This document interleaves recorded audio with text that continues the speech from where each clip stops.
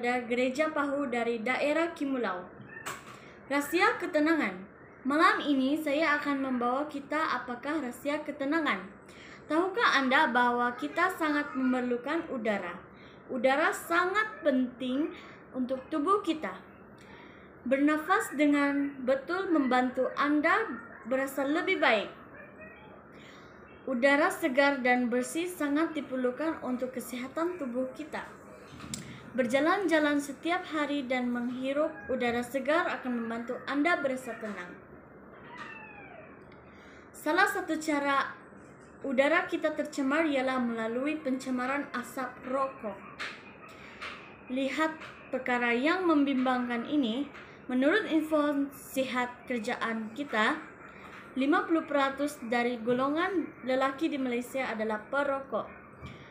Di Kuala Lumpur, nisbah antara perokok lelaki dan wanita di bawah umur 30 tahun adalah 5:1, 25% dari pelajar sekolah berumur 15 tahun ke atas pernah mencuba merokok dan 70% dari kumpulan ini akan menjadi perokok apabila meninggalkan bangku sekolah.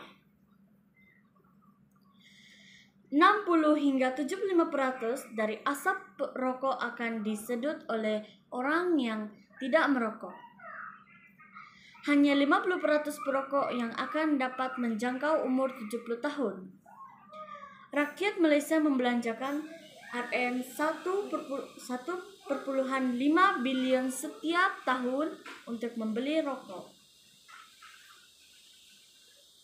Ramai orang yang zaman sekarang ini menggunakan rokok elektronik dan vape yang mencemarkan udara dan memberikan kesan yang buruk terhadap kesehatan.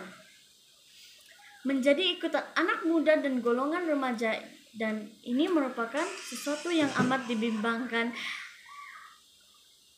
Fenomena ini bertentangan dengan dasar dan polisi Kementerian Kesehatan Malaysia.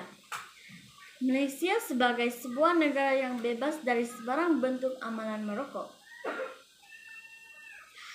Asap rokok mengancam kanak-kanak. Kanak-kanak juga dikategorikan sebagai perokok pasif.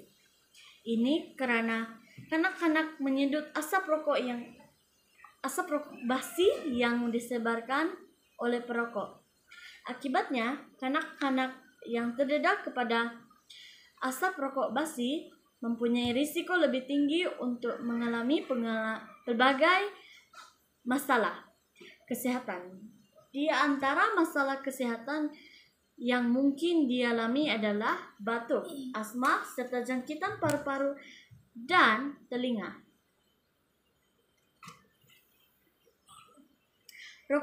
Definisi rokok elektronik. Rokok elektronik adalah alatan yang menggunakan kuasa elektronik untuk menyalurkan aerosol atau uap hasil dari pemanasan satu cecair untuk dihisap oleh pengguna, dikenali sebagai vape. Kandungan utama cecair rokok elektronik: nikotin, propilin glikol, gliserin sayuran, bahan perasa, dan pewarna. Nikotin menyebabkan ketagihan, menyerap ke dalam salur darah, mengalir ke otak, dan merangsang penghasilan dopamin. Rangsangan dopamin menyebabkan perasaan keterujaan, menyebabkan gangguan otak kronik di mana penggunaan berpanjangan menghasilkan kebergantungan fisiologi serta dorongan yang kuat untuk menggunakan tembakau. Kesan nikotin dan penyalahgunaan dada.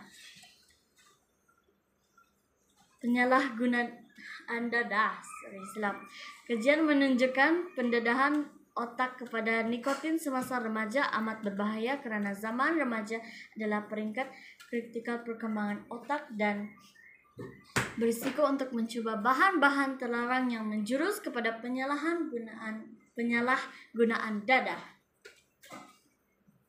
Kajian telah membuktikan nikotin menggalakkan pembekuan darah. Skeller et al. 2013, risiko stroke. Sebagai kesimpulannya ialah Udara dapat dicemari oleh perokok-perokok. Elakkan dari asap rokok atau vape. Berhenti merokok bagi yang sedang merokok dan carilah ketenangan yang lebih berharga. Anda lebih berharga sebab tubuhmu adalah kepunyaan Tuhan. Rahasia ketenangan hanya dapat diperolehi melalui alam Tuhan yang segar. 1 Korintus 6 ayat 19. Atau tidak tahukah kamu bahwa tubuhmu adalah bait Roh Kudus yang diam di dalam kamu, Roh Kudus yang kamu peroleh dari Allah, dan bahwa kamu bukan milik kamu sendiri. 6 ayat 20. Sebab kamu telah dibeli dan harganya telah lunas dibayar, karena itu muliakanlah Allah dengan tubuhmu. Dan itu saja daripada saya dari Gereja Kampung Pahu dari daerah Kimulau. Thank you. Hai, saya Erin dari Gereja SDA Pahu dari daerah Kimulau. Tajuk saya ialah Kanak-kanak Anda diutus Tuhan. Selamat malam dan selamat bertemu dalam acara KKKR Kanak-kanak pada malam ini. Saya membawa kita kepada tajuk yang berbunyi Kanak-kanak Anda diutus Tuhan. Ayat ini kita ialah dalam 1 Samuel 3 ayat 4. Di sini ia mengatakan, lalu Tuhan memanggil Samuel dan ia menjawab, "Ya Bapa." Kenapakah Tuhan memanggil Samuel? Roh nubuat mengatakan bahwa amaran yang lain harus diberikan kepada rumah tangga Eli. Allah tidak dapat berhubungan dengan imam besar dan anak-anaknya. Dosa-dosa mereka seperti satu awan yang tebal telah menutup kehadiran Roh Kudusnya. Tetapi di tengah-tengah kejahatan, Samuel yang masih muda itu tetap sedia kepada surga. Dan kabar perhukuman kepada rumah tangga Eli merupakan tugas dari Samuel sebagai seorang nabi yang maha tinggi. Dari maha tinggi. Jadi dipanggil Tuhan untuk mengibarkan amaran kepada keluarga Eli. Wahai anak-anak semua, kadang-kadang Tuhan juga panggil untuk mencapai tujuannya. Kita digunakan oleh Tuhan untuk berbicara kepada mereka yang meninggalkan Tuhan. Latar belakang. Kita tentu tahu kisah Hana yang mendapat tekanan dari Penina. Maksudnya karena mandul. Itulah yang membuat Hana mengadukan nasibnya kepada Tuhan. Dan Tuhan pun mengabulkan permohonannya. Karena telah memintanya dari Tuhan, Hana beriktihar memberikan anaknya kembali kepada Tuhan dan tinggal di sana seumur hidupnya. Ketika menyerahkan Samuel kepada Eli, Hana berkata, untuk mendapat anak, inilah aku berdoa, dan Tuhan telah memberikan kepadaku. Apa yang kau minta padanya, maka aku pun menyerahkannya kepada Tuhan. Seumur hidup terserahlah ia kiranya kepada Tuhan. 1 Samuel 1 ayat 27 hingga 28. Roh nubuat menjelaskan bahwa sebelum menerima perkabaran ini dari Allah, Samuel belum mengenal Tuhan. Firman Tuhan belum pernah dinyatakan kepadanya. Maksudnya, ia belum mengetahui pernyataan yang langsung dari hadirat Allah sebagaimana halnya yang diberikan kepada nabi-nabi. Allah bermaksud menyatakan dirinya di surga dalam satu cara yang tidak diharapkannya, agar Eli tidak dapat mendengarnya melalui rasa heran serta sikap bertanya-tanya anak muda itu. Apakah respon anak muda Samuel? Berbicaralah, sebab hambamu mendengar. Kalimat ini, masyarakat adanya kesiapan manusia untuk mendengar suaranya. Tuhan, kalimat ini juga menyiratkan bahwa manusia menyadari apa yang hendak dikatakan merupakan sesuatu yang penting.